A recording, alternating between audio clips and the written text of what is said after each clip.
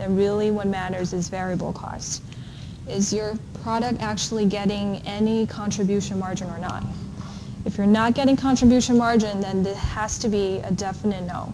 Drop it, meaning to drop the product. Because if you're not getting any contribution margin, then let alone covering fixed cost. Okay, so let's say the company has these two products here. What are the information you can actually catch from this? Well, the upper part tells you all the sales, variable cost, fixed cost. What about the last line? Operating income. So for this product, we have a plus operating income. For this, we have a negative one. Now, sometimes negative doesn't necessarily mean you have to drop the product. Okay, so in more detailed sense, we need to compare whether this negative mostly comes from fixed cost or contribution margin, or the variable cost part. So the first question will be whether or not this particular product is actually getting contribution margin or not.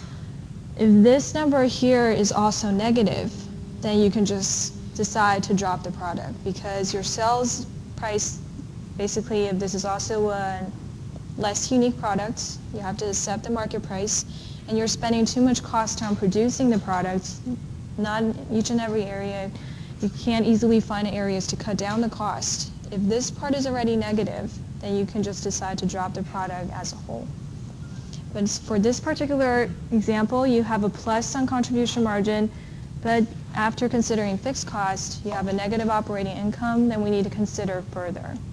Some of the things we need to break down the analysis, where exactly did this minus 420 come from? So these are some of the relevant information and considerations here.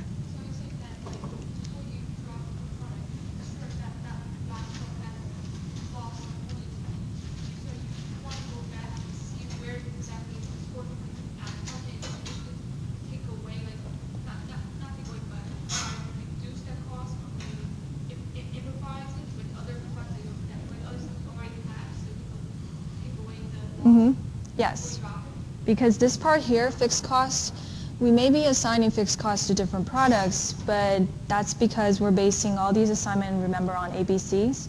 So we assign the cost to different jobs, right? But some of the costs, if you take away that product line, you may be just assigning more to other products. Those are the costs that readily occurred. Okay, so if you drop this product line and this is the cost that you readily paid is still there, next season is also there, even though you don't produce this product anymore, then this is something that basically doesn't matter. Whether you have this product or not, or you drop it, this is the cost that already occurred and will still be there next season. So what really matters is the variable cost part. Are you able to reduce it? And if you're still getting positive contribution margin, then you probably want to narrow that further, variable cost part, to get more contribution margin and let this part be plus. Yes, get more profit out of it.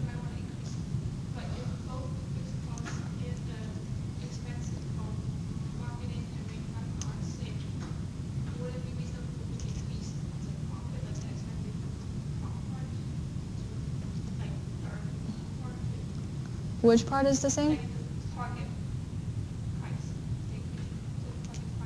Your question is if this fixed cost will change, if it's not stable? Mm.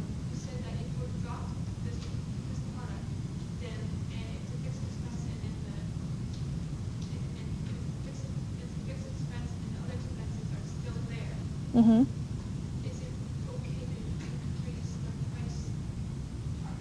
Well, the price setting, again, goes back to the previous question, then, previous decision making. So if the price setting, if the product is already competitive and, again, it's not as unique, you probably don't have that much control over setting the price. You can definitely move it up, but you may not be getting as much sales as now, right? So really the way to go toward is how to cut down the cost.